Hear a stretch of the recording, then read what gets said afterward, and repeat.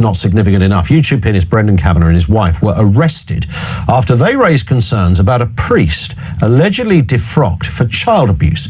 Police seized £12,000 in electronics, leaving their 3 children terrified. After 2 months, the case was dropped with no crime found to have been committed. Brendan criticised police for acting on complete lies, sparking debate over policing priorities. We're joined in the studio by the man himself, Brendan Kavanagh. Brendan, good to see you. Good to see you, Ian. Let's just clear up this thing firstly. So, YouTube pianist, I mean, you're because you've got 2.5 million subscribers to your channel, which is massive. I mean, by anybody's, that is massive. Initially, that was really all about your piano work, right? Yeah, I mean, I started off posting online lessons. I mean, I'm trained as a secondary school teacher, so that's my official job, you know. But when the YouTube started taking off, I decided to ditch teaching and become a full-time YouTuber because the money was so much better. Yeah, indeed. Yeah, and less hassle as well. And less hassle, less Ofsted. Yeah, less of all of that. But of course, you know, more recently you've used it more, you know, also for free speech videos I mean, as well. what I do, Ian, is when something happens to me, I actually film it, because a lot of people say a lot of things seem to be happening to you, Brendan. It's only because I actually document it. Like if I'm in the station and the police come up to me, I tend to film it and put it online, and so it's become almost like a vlog of my daily life and what happens to me. And obviously what happened to me a couple of months ago was quite extreme. Yeah, well, here's how it happened for me. So I'm sitting at home, you'll know this because you've got kids, and I'd cooked the kids some food and couldn't be bothered to cook for myself, so I just ended up eating what they'd left. And I was sitting there on the kitchen top and eating pasta and some other bits and pieces, and I was looking at your video, but I didn't have any sound up at the time. I was just looking at the video and I just thought, hang on, what's this? He's a drug mastermind. Who is this man? Like, he seems to be on some sort of farm, and a load of police cars have shown up. The police car, and I'm looking and going, hang on, no, whoa, he's in handcuffs now. He's in handcuffs. I thought, I've got to watch this back, and I watched it back, and I turned up the commentary where you're explaining what it is from your own CCTV, wasn't it, where you live? So tell us what had happened then on this. I don't know whether to start with the day of the arrest or whether. Well, the day of the arrest was April Fool's Day. So you're thinking, well, I thought it was my mate Terry, who's another YouTuber, who said he was going to get me back with a prank, and I thought Terry's gone through a lot of trouble. Terry from the Rose and Crown, he's always putting Terry Miles, my mate Terry Miles, he was going to get me back, and I thought Terry's put a lot of money into this prank, you know. He's done well. They've all got the right uniforms, even the cars. I thought Terry's really pulled out. I honestly thought it was my mate Terry Miles. Check out his YouTube channel, by the way. But when they started marching towards me, Frog March style, like the Death March, I thought, oh my goodness, what is going on? And then they slapped my wife in handcuffs, and I thought, what is going on? Did they do that instantly, the handcuffs? They grabbed my phone, put me in handcuffs, and then they put Lorraine in handcuffs, and then my jaw just dropped. My wife, and then the children. We didn't know where the children were. You can get nicked for shoplifting and not have handcuffs put on. I mean, what were they expecting? I mean, Lorraine, my wife, did manage to get the handcuffs off after about 20 minutes, so you don't actually see her in handcuffs.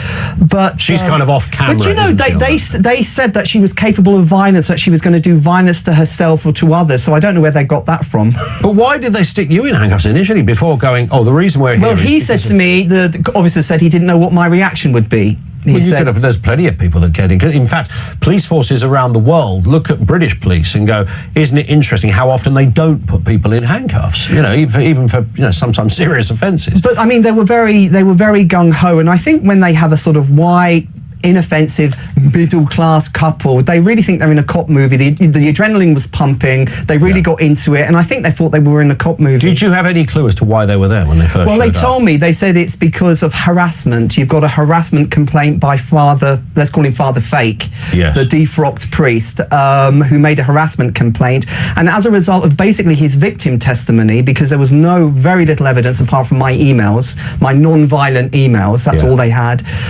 As a result of his theatrical performance in the police station, they arrested me because of how he felt.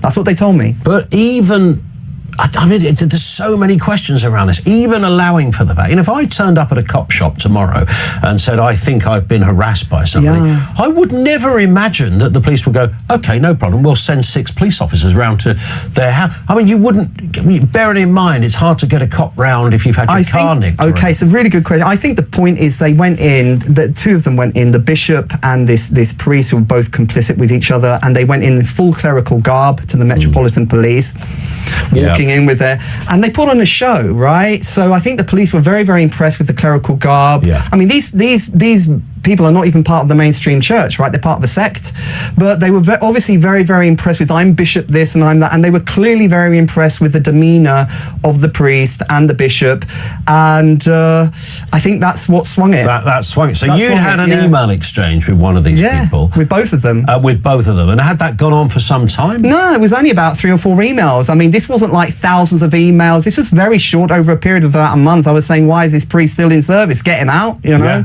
because there'd been an allegation of abuse. There had, and like the thing which tipped it over the edge, and in one of my emails, and I think this is what sent them over the edge, is I threatened to go to the media because the priest was still in active service, and I had given the official documentation of his laicization. Nothing was being done. He was going around to families with children, offering to say private masses. And I said to his bishop, if you don't take him out of public ministry, I'm going to go to the media. And that's when all hell broke loose. That's when they went to the police and thought they'd shut me up with a harassment suit. But you might have thought the police at that point would have gone, hang on a second, so this fella Brendan is threatening to go to the media. That would suggest there might be more to this story. You might think that a diligent cop would first think that. Well, there is in modern policing, must have a story. Right, in modern policing, there is a complete lack of common sense. Common sense is good. There is no good judgment anymore. Somebody can come in, give a theatrical performance, say my feelings are hurt, and the police will investigate. So the police can actually be used as a vexatious tool to silence people, because if you come in, it's very much on your emotions and your feelings and your impact statement, and you can talk a load of BS, but if you can give a convincing performance, the police will come out and investigate, and they love doing it, and they seized all our equipment. My solicitor said they love seizing equipment because they want to get you for looking at dodgy stuff on the internet, right? So they went through all my hard drives, they found nothing, but they seized all our stuff, and that's really what they wanted. I mean, that to me was the other bit as well. Again, there's loads of crimes you could commit and no one would nick all your kid. I mean, but with this, because it was to do with communication, everything electronic, every computer, I'm sure the odd switch got put in the bag as well. You know, everything was in there. Your phones, all taken away from you. And when I saw the imagery, and for those who are watching visually, you can see it on screen now. There's 3 police vehicles there. You got 3 kids as well. Yeah. So they're at home with you. No one else is there looking after them at this stage. So what happened now? I know your eldest daughter first came out. Yeah, well, first of all, we didn't know it because we've got a 5-acre farm. We've got some goats and some animals, and the children are for doing this and doing that. And we don't know where they are. I mean, it's a safe environment for them. And so when the police arrested, we didn't know where the children were. And one of them, Zoe, was hiding in her room. She didn't know what was going on. Our little boy, Zach, was just wandering around aimlessly. And Gemma, who's the eldest, I shouted at her, and she eventually came to talk to me. But to see her dad in handcuffs. To see her dad, and the police lady put her hand on and said, "Stop talking to your child." Is that allowed at that point? And she said, "You're distressing them." She said, "You're distressing your child by calling them. Just get in the back of the van and shut up." So you end up, after all of it, how long did that whole scene... The police were at our house for about 3 hours. They went after this, they went into our house, searched it from top to bottom. There was so much equipment, they took it all out. And then we had to get a neighbour to come from 17 miles away to look after the children. They were there for 3 hours. I mean, just the mere idea that you'd had an email communication with somebody who had said they didn't like it very much. Yes. And that provoked... Was it 6 officers altogether? It was 6 officers. I mean, basically, lies were told. The fake priest was saying that I was calling on my followers to beat him up, that I called him a PDF file online, and that I had given out his address, and that I was getting my 2.5 million followers to go around and beat him up on the street. Now, this could have been verified by a check. Yeah. Because it was completely fake, but they didn't. They didn't even check that claim. Okay? You think the man of the cloth might have been a bit hesitant before saying something that could be easily checked as well? Well, our barrister is all over this because he said the evidence was just basically non-existent. Yes. So we're going to be suing them for basically kidnapping and false imprisonment. Yeah. And we're going to take them criminally. We're going to sue them criminally. And he said there was absolutely no basis for the arrest. And my emails, people are saying, "Oh, you sent violent emails threatening." My emails were not violent. The most I said was to the bishop, he was a disgrace for not taking this priest out of service. Well, that sounds perfectly reasonable, put like that, doesn't it? But basically, I think the problem is that the police are run now by emotions, by your feelings. They really are the hurty feelings police, because if you can go in and say that your feelings are hurt and you feel subjectively alarm and distress, that's all they want, because they use it as an excuse to seize your electronics, because they want to get you on something that you're looking at your computer, because that's really what they want. Okay, so all our stuff was sent to Luton, it was sent to the lab.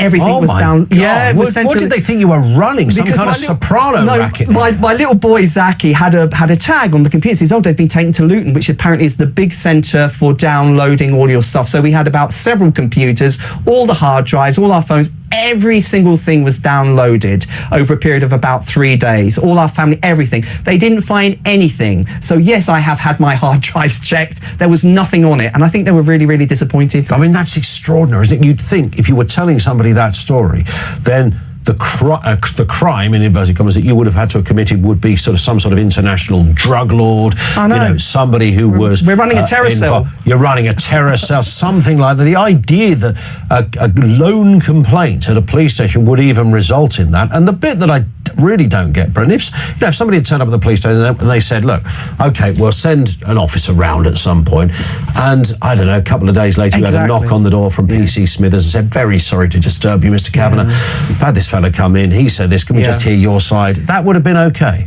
Well, Ian, you've obviously got the voice of common sense, right? But apparently, we are the station of common sense. But apparently under Blair, this changed. Blair brought in these laws where the police could come in gung-ho like this. They didn't used to be able to do this. Yeah.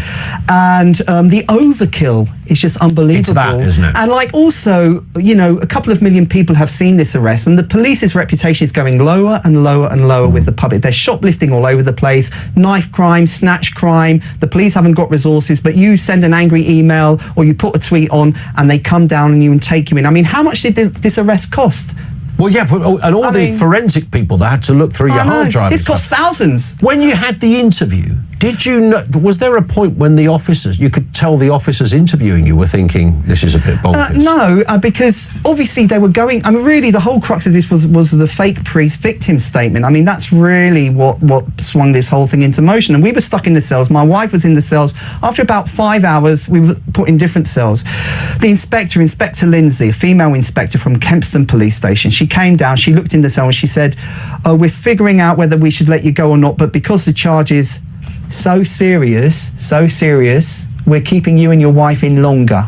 So serious? Yeah. Right. And so you sent 4 emails to her. Yeah, so we didn't get home until midnight, myself and my wife. Now, we want to know, what evidence were they running off? Right, this really needs to be taken to court, because it beggars belief that the standard of evidence was so low to even allow this, right? The other thing I don't get, just a final point, Brendan, is that it's not as if the police haven't seen these other cases where this has happened and what the fallout has been. Right. The couple that got onto a WhatsApp discussion about their kids' school and the governors. You're familiar with the story, Yeah, I'm sure. I am. I mean, Maxie Allen and Rachel Levine, we've been in touch with them. Yeah, Maxie used to be my producer a few years ago. So I know. They end up with not a dissimilar thing. Load of police turn up. Absolutely incredible. So when it happens, you might think that the police go, no, we're not going to go down one of those rabbit holes, because otherwise we're going to end up looking really silly out of this. And of course what happens is that they do, and they still pursue it, despite knowing that those officers, when they were interviewing, must have said to each other, this is bloody nonsense. Well, when we went into the police station, the arresting officer said, the guy behind the counter said, what was it, a tweet? Sort of So they were kind of rolling their eyes a bit. But to be honest, the police now is so compartmentalised. Every section does its job, and there's no kind of common sense chain of command anymore. Everyone just does their little job, and nobody knows what's going on. The police who arrested us didn't really know what was going on, because they were told by the Metropolitan Police to come and arrest us. So they just did their job. So everyone's in a little bubble. Nobody really knows the whole picture. I think the person who needs to be investigated is the inspector who authorised this arrest. Who was it? We want to know. We will watch with interest. Listen, Brendan, thank you for coming in. Let's keep in touch though on this. Thanks, Ian. It'd be nice to see how this one progresses. Well, if we take it to court, it will be a very public event, and I will make this public, because I think people have had enough of people being arrested for tweets, for non-threatening emails, and for absolute nonsense, while our streets are absolutely crime-ridden. It's an absolute joke. Yeah. Brendan, thank you. Thanks, Good to Ian. see you. Brendan Kavanagh with us here on the programme. You can check him out on YouTube and, of course, to see for yourself what happened on that grim day over at Brendan's place, as it was. Oh, Netflix showing this, I'm sure there is. We'll talk more to you in just a couple of moments right here on Talk.